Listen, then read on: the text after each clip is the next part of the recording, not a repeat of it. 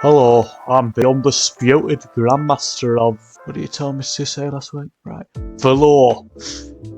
And if there's one thing the undisputed grandmaster of Velour knows about Velour, it's that Christmas is no time to let your guard down and assume nobody has the indecency to violate the law, of which I am the undisputed grandmaster, during what I like to call the most wonderful time of the year. So on this video we'll carry on with our, or rather my quest, to assess every crime committed by Home Alone characters. Today we're asking ourselves, what if every Home Alone 4 character was charged for their crimes?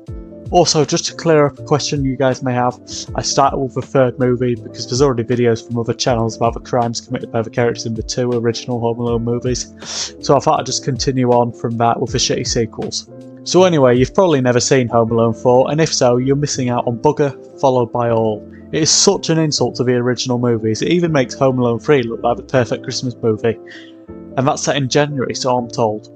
But to summarise, Kevin McAllister is back with his mother, Kate, his siblings, Buzz and Megan, and his father, Peter, whom is pending a divorce from Kate and intends to marry a rich woman called Natalie.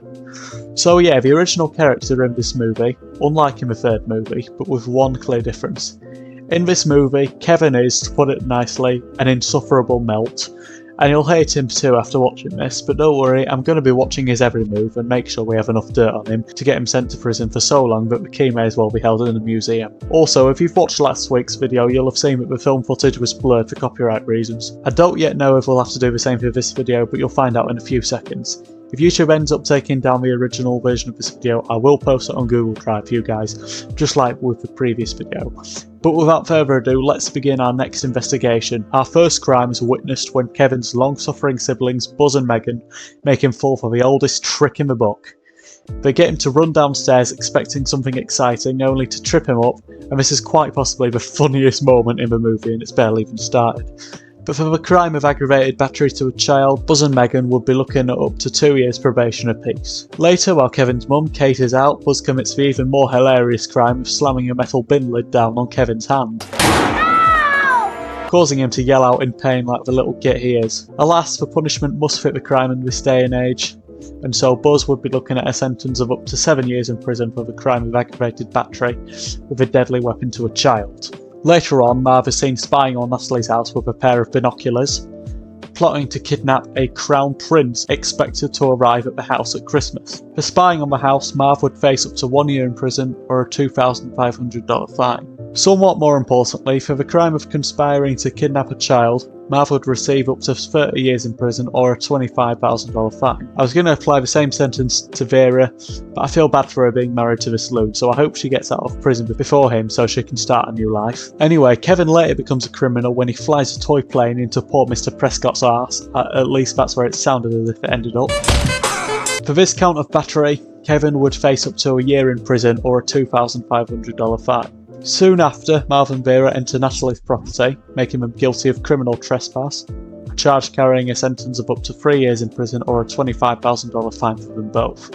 After they attempt to open a door to the special guest room, Kevin closes it, giving Marv a rather cruel injury and warranting a sentence of up to 1 year in prison or a $2,500 fine for battery. Afterwards, Kevin, in his infinite bloodthirstiness, attacks the two burglars with a dangerously powerful shower, not only putting them at risk of drowning, but also flooding the entire house. For the criminal damage to Natalie's property, Kevin would face up to 7 years in prison.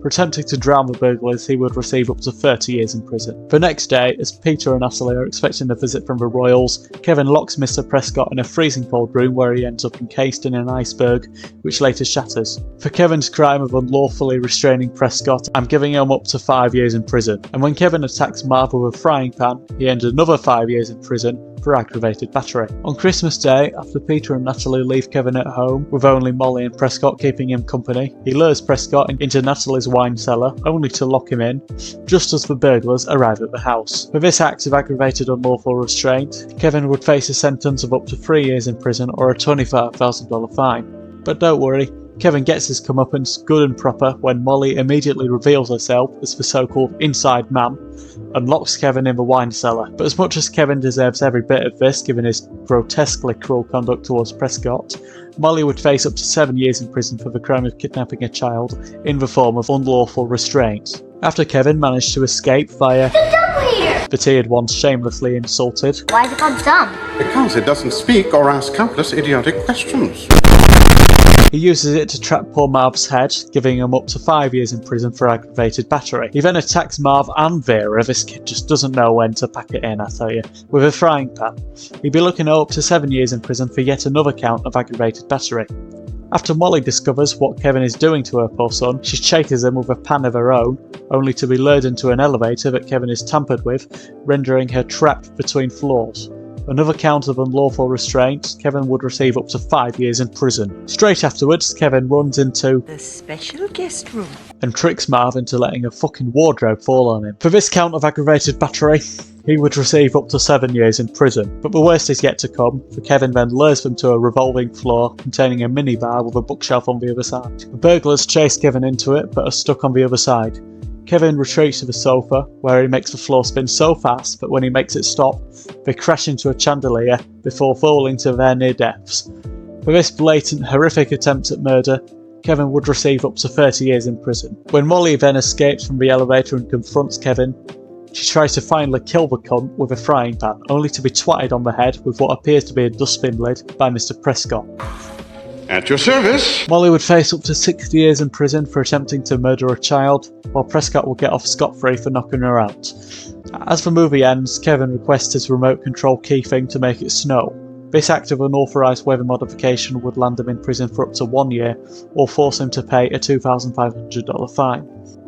And that is it. That is the end of this god-awful movie. I hope you enjoyed it as little as I did. With every character's crimes and sentences tallied up, I can reveal that Megan would receive a total of 2 years probation, as would Buzz, preceded by 7 years in prison. Marv would receive up to 34 years in prison, or pay a $52,500 fine. Vera would receive up to 3 years in prison, or a $25,000 fine. And Kevin would receive a total of up to 107 years in prison, or simply a $32,500 fine. And as for Molly, Molly would receive 7 years in prison for unlawful restraint and 60 years for attempted murder, giving her a total of 7 years in prison. Thanks for watching this video. I hope you found it entertaining.